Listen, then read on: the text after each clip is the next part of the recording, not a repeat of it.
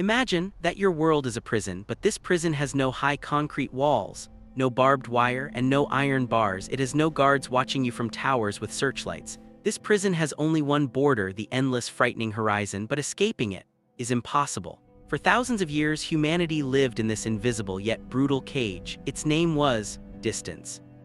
Generations of people were born, grew up, grew old, and died without ever knowing what lay beyond the next mountain range. The world was vast, but for a human, it was compressed to the size of a single day's journey. The horizon was not a promise of adventure, but a hard wall of your existence. All you knew was your valley. All you knew was your tribe. Look down at your feet. Right now, this is your only engine. This is the only technology you possess to conquer space. The top speed of this biological engine is merely 3 miles per hour. If you are strong in body and spirit, you can walk 20 miles a day. But the next day, your muscles will burn with fire, your feet will be bleeding, and you will need a long rest. Anything beyond that line of fatigue simply does not exist for you. The neighboring tribe is just a legend told by elders around the fire to scare children. The ocean is a myth that no one believes in.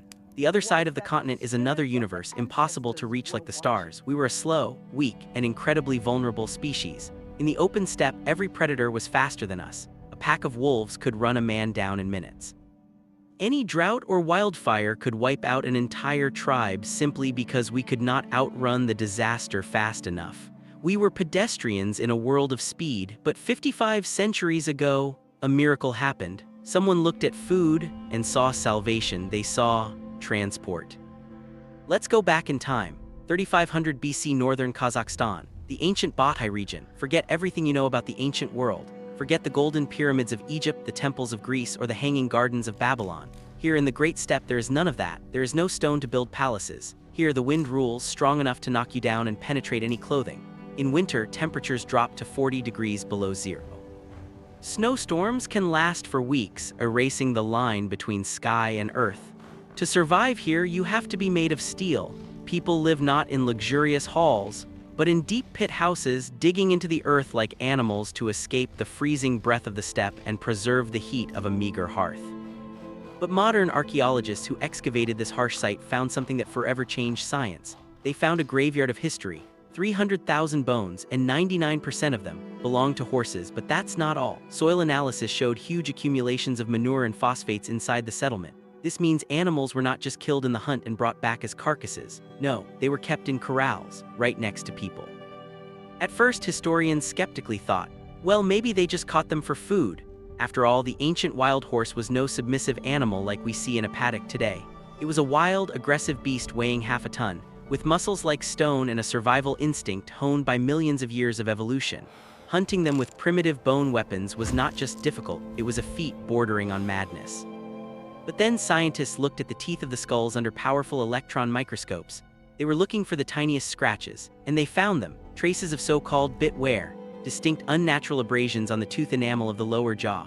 These marks only come from one object in the world, from hard bone or leather bridles that a human places in the beast's mouth to control its will.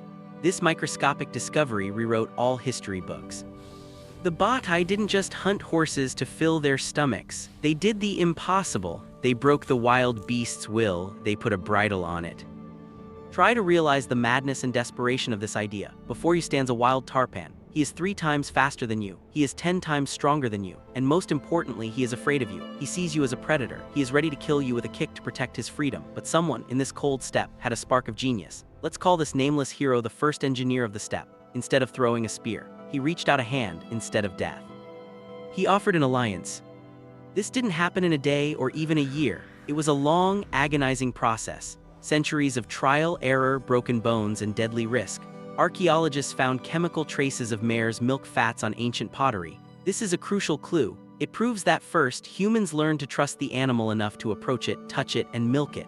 This required colossal patience and observation. But at some pivotal moment in history, man took a leap of faith. He decided he wanted more than just milk and meat. He decided to jump onto the beast's back. Imagine the adrenaline, the first touch on the hot withers, the first clumsy jump, the first pain of falling into the hard grass, the animal bucking, rearing up, snorting, trying to throw off the intruder who violated the laws of nature. But the man stood up, brushed off the dust, and tried again, and one day, he held on. In that moment, the biology of our species changed forever.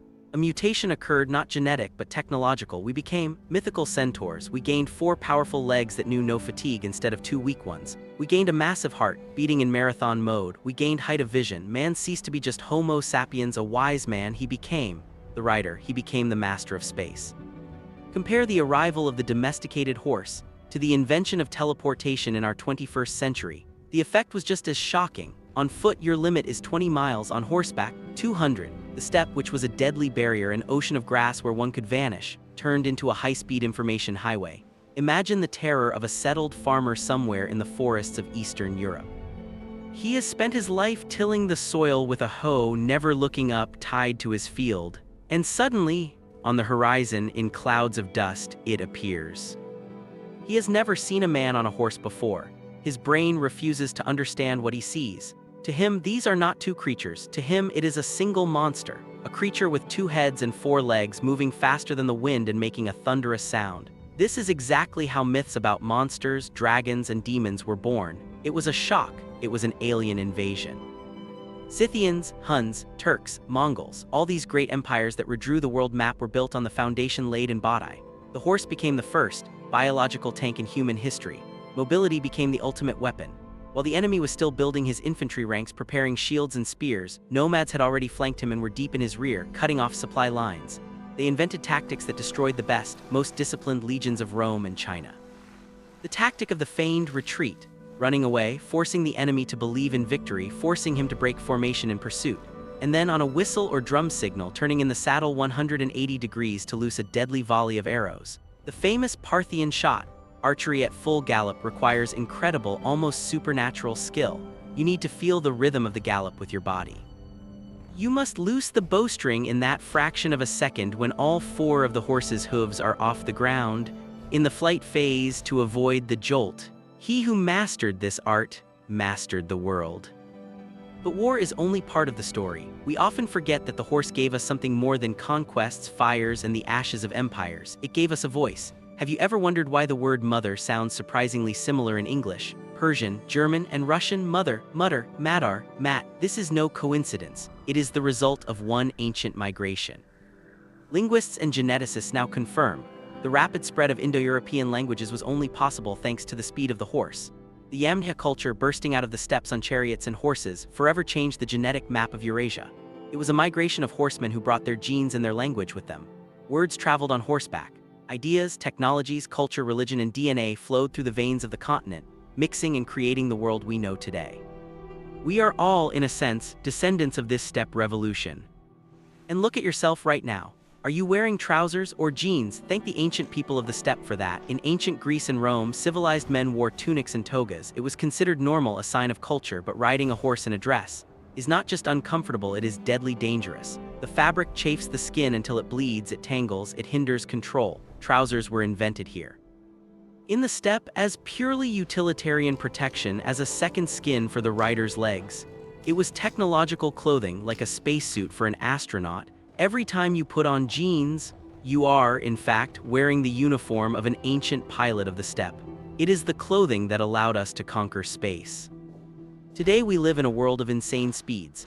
We have supersonic jets piercing the sky, we have high-speed trains, and the instant internet connecting us in seconds to any point on the planet. The world has become small. We can cross oceans in hours without even noticing. But in our technological pride, we often forget that the first true globalization did not happen in the 20th century with the advent of the internet and airplanes. It happened 55 centuries ago. In this cold, windswept steppe.